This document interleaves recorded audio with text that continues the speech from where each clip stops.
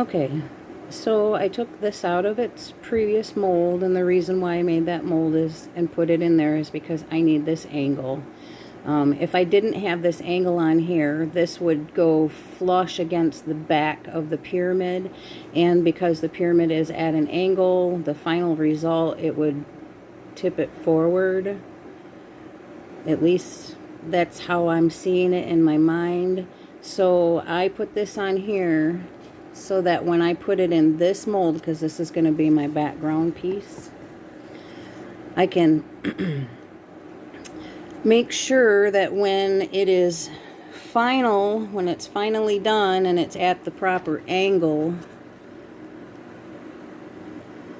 that it doesn't tip too far forward, because if it were further back than that, it would tip more forward. So this way, it'll at least, you can see the front of the barn in the scene.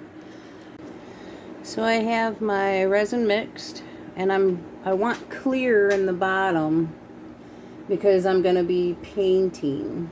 And I am pouring the bottom in first, or the resin in before I put the barn in, because I don't want to trap a whole bunch of air. So I'm going to pour this in first, and then I can wiggle the barn around a little bit. I do want to save some of the resin if I can, so that I can do a blue sky for the top, because the beauty of pyramids is there's a natural phenomenon that happens. I made a mess here.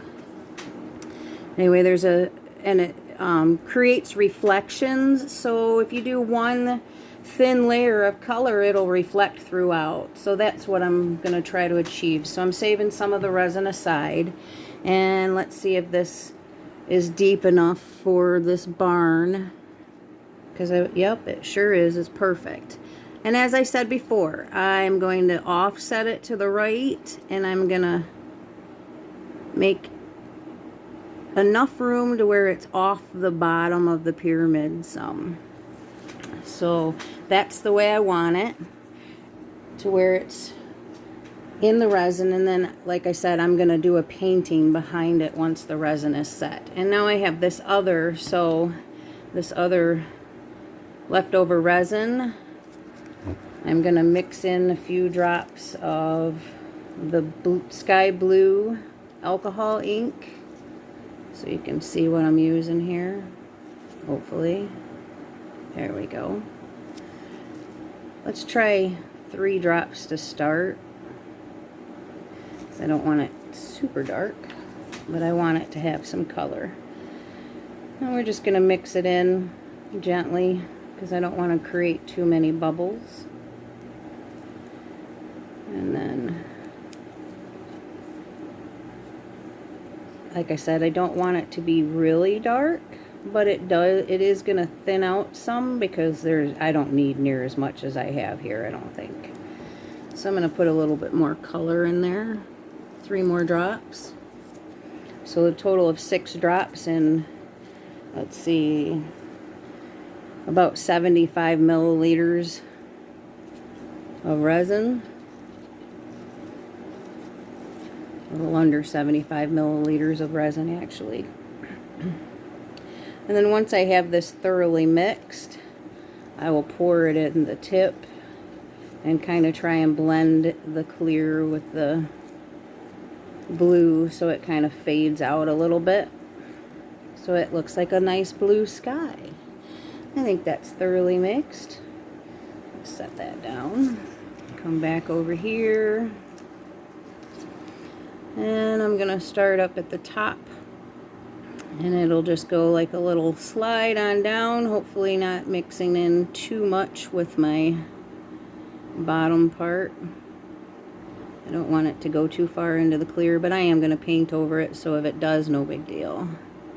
I'm just not painting over the sky. I need the sky. And that's too much of an angle I've got it on, so I'm going to move that back a little bit. I don't want it that much of an angle. I'm probably going to put something else under it. And I'm just going to take this and kind of blend it a little. Stir it up just a little bit so that horizon line is a little bit smoother than what it was.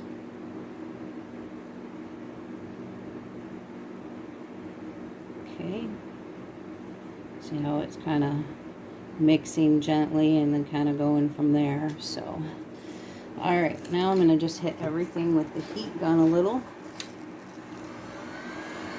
I'm not going to go hot too high with it, just because I don't want splattering. I don't want to move that color around too much.